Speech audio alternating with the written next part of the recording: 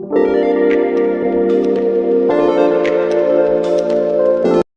Sinau Meow. Welcome back to my another video. Sinau Meow. Kasu hanagi video siga mayam mo taram nokchari.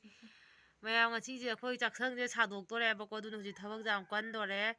Nje da ko tagi phau mayam je khai do ge tai ne bako ko je chakhum na tham bani ne. Ko te phau mayam je khai ge tai imang makha de ine mo da pi ge dai ba.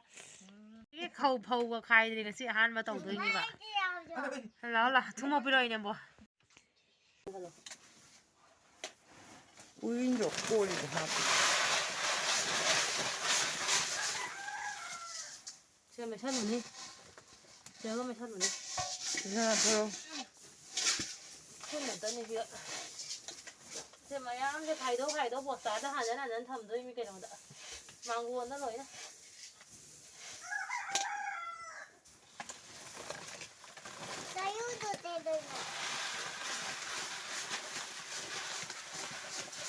하나 내분 왔더니 làm thích thần là hành bây giờ rồi chỉ có thằng cái mà nâng thằng cái mà Cứ bột đi. Cứ bột nó cái rồi. ra đây sẽ biết là nâng thằng cái mà bây giờ đủ lâu thuốc tới đi khai bây giờ rồi biết rồi chứ cứ xem nào ăn thôi chứ Sẽ lối nó khai thôi mi bột tá ra hẳn là nhân thầm thôi nhỉ. Thế bữa chơi mày làm chứ lối bút thuộc rồi tôi mi lối thuộc cái là cái đó rồi nhỉ. Thằng giảm cân rồi đi inda duna. Mayang in life ka chang ba jam ngam mo ro. Ki so phone ama lai bi re ma ke hana gi do nei ne o pa la ni se isai ta ba ja ba ne ba la ba ki ne Nokia Samsung da lai ti ne Nokia Samsung da pam ba. Ahan jing je harawan be ma thau tai. Se ko ge thau dang ne ba. Je simong ga pi ro ba da phone opu da. Hai to mo ba lai bi je ko bo. Dai ro. Hello. Sao cái ai chính là hậu mà đi à bà cái Thank you. Azimo blog ta lai ba ine bo ka ko ga Aadhaar card ki number do mobile number change to ba gi ne. Loina garbar nga ta oina ramya ba gi change to bai lai ba. Ajadra yang na simple blog se. Da. Jaji ko bo ka ine mo ke Aadhaar card ki mo sembi ba lai ba ko. Aina tau bi ra de kana tau bi ni. Aji Sika lai re. Nursingpur blog ajadra. mất vì không nghe bà Không chỉ cắt chỉ lại.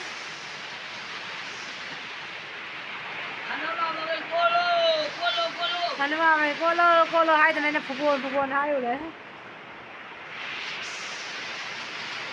Nông đây nó sẽ cắt là chỉ lấy rồi chứ.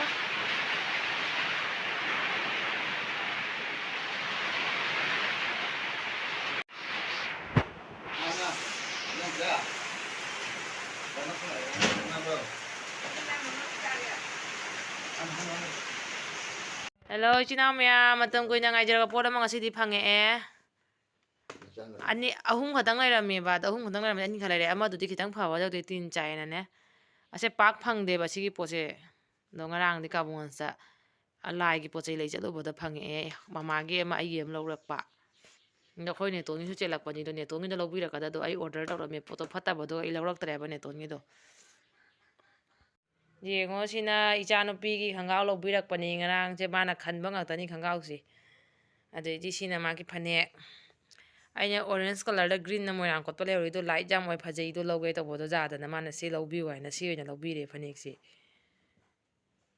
dukan pu do ngaure ne kayo ne hujikan angang hingi ma ko khije mu ne no sikan na huji ngo bona ko precha na ri mi angang ne khang ni je ngoi na le se top se ngo lo bi re top se camera da light oi dre phuri chi cái nó camera thì nó prang ngoro ngau thu khare ba to se sini ore jaga top ni akau bani ni si purichinga si top chinga lo bi re jeans pen ga sen na ba half pen ga sen na ba alang tha gi ma gi panty macha macha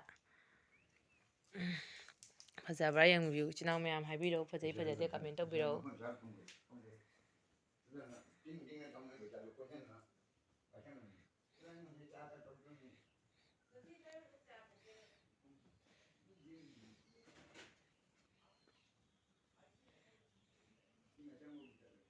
phajabra yang cái lao chết lâu chừng ngày mà thân theo lâu chừng ngày à gì á ꯐꯖꯩꯍꯦ ꯁꯤꯅ ꯈꯤꯇꯪ ꯆꯥꯎꯔ ꯃꯥꯅꯦ ꯐꯨꯔꯤꯠꯁꯦ ꯁꯤ ꯈꯤꯇꯪ ꯆꯥꯎꯔ ꯃꯥꯅꯦ ꯋꯥ ꯀꯩ ꯐꯖꯅ ꯂꯤꯛꯇꯣ ꯃꯊꯛ ꯊꯥꯗꯧꯅ ꯃꯃꯥ ꯂꯤꯛꯇꯣ ꯖꯦꯡꯉꯦ ꯖꯦꯡꯍꯜꯂꯣ ꯖꯦꯡꯉꯦ 야 ꯅꯣ ꯐꯖꯕꯅ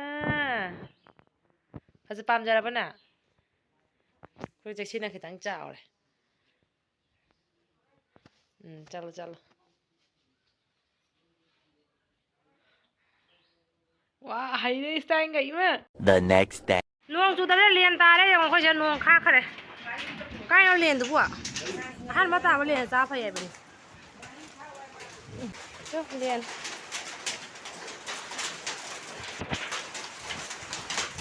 लेन खुला जा दे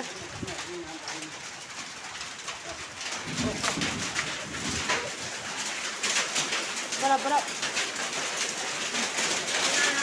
हान मा ताबो चा फा बे लेन ga ta tai jong oi ma लेन ga ta tai jong tu se lam ram ni लेन ga ta tai jong nang de ka nu na para ka nu oi ma लेन na loi ni oi ma ko chi mak para ka loi param na loi ko chi mak param na oi ma ni ga te khare loi na long lai lu si ka na se oi ma anu ma man ka lo oi ma nong si ka na se lai ne anu ma me ko lo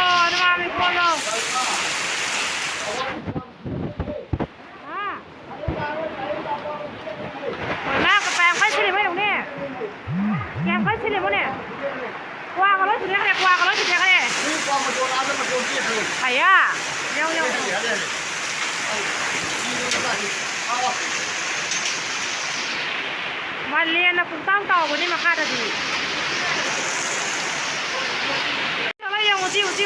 Ghiền Mì Gõ để không bỏ lỡ những video